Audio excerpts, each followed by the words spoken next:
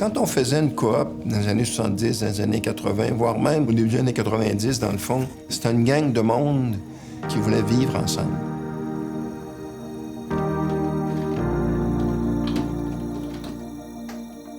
C'est sûr que beaucoup de membres aussi, ou certains membres, vont regarder l'abordabilité. On s'entend, là, un loyer plus abordable, c'est quand même quelque chose d'intéressant.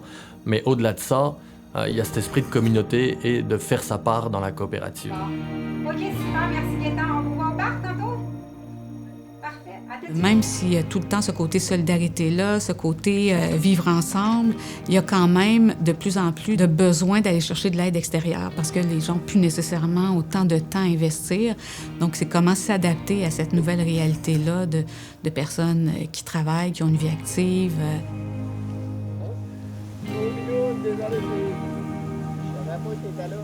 On est dans un univers qui est organique. Il n'y a rien qui est figé, là. La coopérative d'aujourd'hui, c'est pas la coopérative d'il y a 20 ans. Les gens qui y habitent, c'est pas les mêmes... Ça peut être les mêmes personnes, mais ils n'ont plus les mêmes besoins parce qu'ils ont vieilli. Hey, bonjour, bonjour! Vous venez vous joindre à nous? Oui. Sérieux? Allez, gang! Bonjour, bonjour, ça va comment, hein?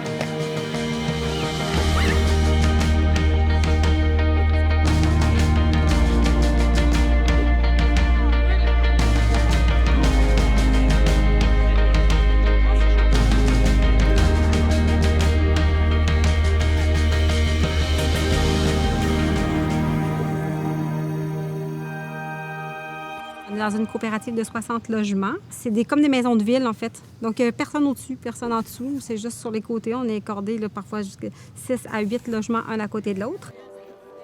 On a vraiment 3 générations, je dirais même. On est très âgés, on a l'âge moyen, puis très jeune. La coop, je pense, ça a commencé en 81. À mon enfance, la coop, c'était que du bonheur.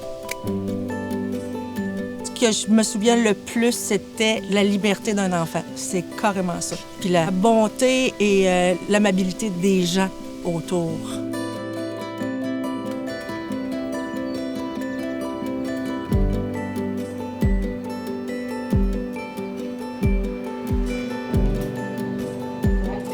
Nous autres, là, on n'est pas beaucoup, c'est une petite coop. T'sais, on s'aide toutes entre nous autres. Il n'y a pas de problème. Si une qui est malade, on va aller l'aider. Bien, c'est 50 ans et plus ici. Moi, ça fait longtemps que je suis ici, ça fait que je vieillis, là. La Benoît là aussi, on est les deux plus vieilles. On vieillit, puis on a besoin des fois des autres. Mon père était comme le roi de la famille, parce qu'on était toutes des filles, tu sais. On était vraiment un petit cocon familial. Fait que c'est pour ça qu'ici, c'est le fun, parce qu'on est beaucoup réunis. On va manquer notre jeu de poche. C'est bon pour des personnes qui n'ont pas les moyens d'aller en condo puis tout ça, là. C'est rendu très dispendieux. Moi, je trouve que c'est une bonne affaire qu'ils fassent des coops pour les personnes comme nous autres qui ont besoin. C'est les salaires minimums, là, puis ça aide. S'il y a quelqu'un qui a vraiment un problème ou qui est malade, qui veut nous en parler, tu sais, on est toujours là pour aider les uns et les autres, les unes aussi. On est plus de femmes que d'hommes, fait que regarde.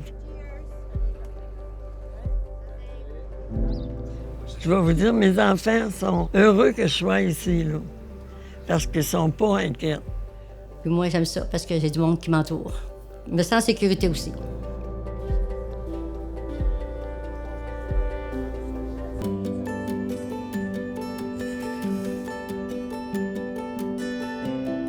L'idée d'une coopérative, c'est que on est à la fois le locataire de notre logement, mais on est collectivement le propriétaire de l'espace qu'on occupe. C'est quand même super intéressant dans notre monde aujourd'hui de re-questionner un peu le rapport à la propriété privée. On a besoin d'un espace pour se loger, d'être en sécurité et on a besoin d'une communauté. On était pas mal tous ou toutes étudiantes. Je pense que c'était ça qui nous rassemblait, mais on était surtout des militants à ce moment-là pour le droit à l'éducation puis pour différentes autres causes aussi. Et puis, je pense que tout le monde, on avait une espèce d'élan très, très fort de dire le milieu dans lequel on va créer notre vie, on veut qu'il soit à l'image des valeurs qu'on porte, on veut qu'il soit à l'image d'une justice sociale, d'une solidarité, d'une interdépendance. Puis ben voilà, la meilleure réponse qu'on a trouvée à l'époque, c'est celle-là, celle d'une coopérative d'habitation. Au départ, on parlait d'une coop avec, je pense que c'était 9 ou 12 logements qu'on recherchait. Mais avec le bâtiment qu'on avait trouvé, ça nous permettait d'aller jusqu'à 18 logements. Donc, du groupe initial, on est allé vraiment chercher des gens du quartier, du milieu. Ça fait en sorte qu'on s'est vraiment bien enraciné dans le milieu là, à ce moment-là. C'est peut-être moins présent aujourd'hui, mais ça a été très présent au départ, des implications dans le quartier, la lutte contre la fermeture des petites écoles, la lutte pour la fermeture de l'incinérateur aussi. Ça crée des lieux communautaires au sein des quartiers qui font en sorte qu'il y a des gens qui s'intéressent à ce qui se passe. Donc, c'est ça aussi, une coopérative, ça devient un point de repère, ça devient un ancrage dans un quartier aussi, là.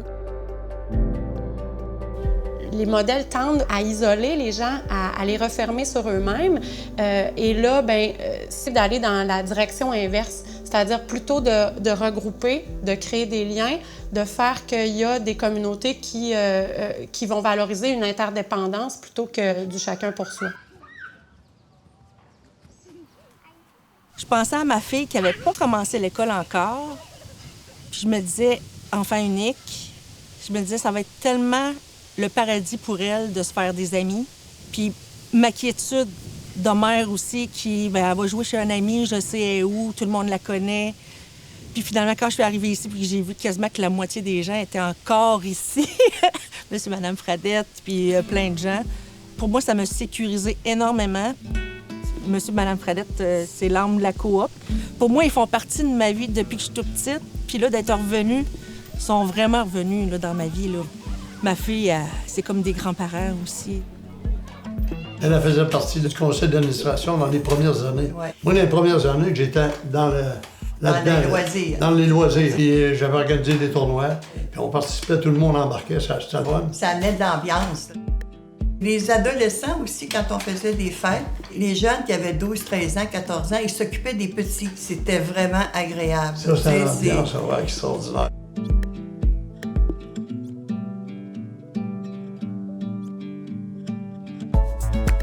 Moi, je suis assez impressionné par le dévouement. C'est des gens qui sont bénévoles, qui prennent du temps, plusieurs heures par mois à s'asseoir. Puis on s'entend qu'il y a du travail pas juste pendant les réunions, mais entre les réunions aussi, pour faire des suivis. Les gens arrivent à s'écouter, arrivent à s'échanger. Il y a un débat et justement, ça amène à une réflexion. Tu fais pas une coop, puis là, tout va bien, puis là, tout le monde s'implique spontanément. C'est comme n'importe quoi. On récolte ce qu'on sème, puis c'est un travail de tous les instants de restimuler l'appartenance des gens, refaire comprendre aux gens qui ont leur place dans cet espace-là. Ce qui nous distingue un petit peu des autres coops, là, on a plusieurs assemblées générales par année, là, ce qui fait en sorte que la participation qui est demandée est quand même assez grande. C'est pas juste un mal nécessaire, c'est un bien nécessaire aussi de revenir en assemblée générale le plus souvent possible et de faire le travail qu'il faut pour que tout le monde puisse exprimer sa position. Et des fois, c'est contrariant. Les choses sont plus lentes un peu que ce qu'on voudrait. On dit, mais pourquoi ça gosse de même? Mais en fait, ce travail-là, il n'est pas perdu. La petite dissidence qui met comme un grain de sable dans l'engrenage, elle nous amène à une meilleure solution. Une solution auquel on n'aurait pas pensé si on avait fait au plus court. C'est vrai que c'est assez incroyable comment ça amène toujours une décision ou ça amène toujours une solution qui est beaucoup plus complexe, qui est beaucoup plus nuancée, qui est beaucoup plus satisfaisante à la fin après en avoir discuté tout le monde ensemble. Des fois, les gens disent, je sais pas, le monsieur est président de la coop depuis 8 ans. Monsieur, c'est sympathique d'être président d'une coop depuis 8 ans, mais vous n'aviez pas le goût de laisser votre place à quelqu'un d'autre. Il dit, ah non, il dit, ils veulent pas, ils se sentent pas capables. Là, tu regardes leur état financier, puis tu te rends compte qu'ils n'ont jamais mis un sou en formation.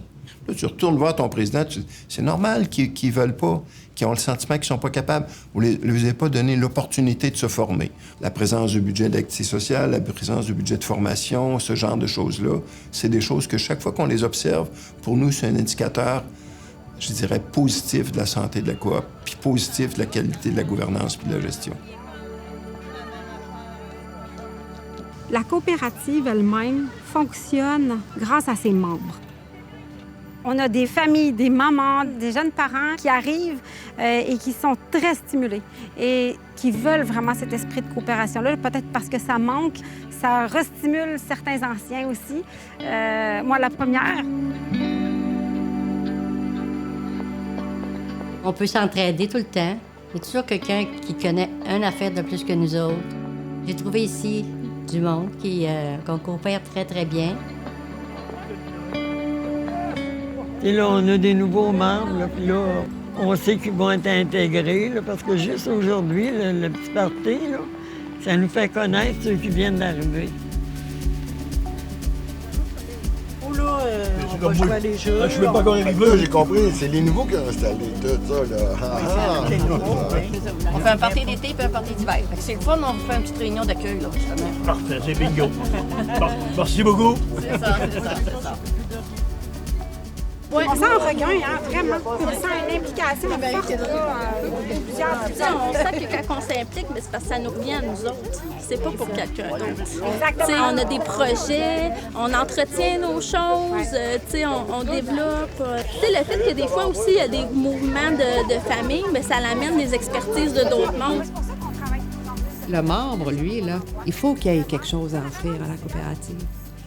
Puis, ce quelque chose-là, il faut qu'ils viennent s'inscrire dans une espèce de casse-tête à toutes les pièces à mettre en commun avec les autres membres pour que tous ensemble, on ait tout ce qu'il faut pour opérer les affaires de notre coop, puis qu'on puisse enrichir la vie de notre coopérative. On est qui, nous autres, notre gang, puis comment est-ce qu'on peut s'amener ensemble plus loin? Qui a quel super pouvoir dans cette affaire-là? Puis ça, c'est un gros enjeu, je pense, qui fait qu'une coop marche ou qu'une coop marche pas.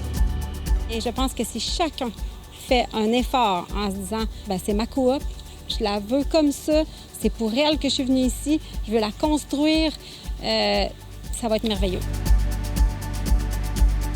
J'ai toujours senti que c'était chez nous. T'sais, la coopérative, c'est chez nous. C'est pas juste mon appartement, c'est vraiment l'ensemble de la coopérative qui est comme mon chez-moi. Il y a des murs qui nous séparent, mais on habite vraiment un milieu collectivement.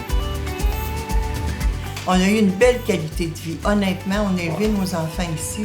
Là. On a eu une belle qualité de vie. C'était tranquille, les gens partagent. Oui, ils sont là pour le logement pas cher peut-être, mais en même temps, ils sont là pour les voisins, l'entraide que tu peux avoir. C'était la belle vie. On a passé des beaux moments. Nos enfants ont été heureux ici.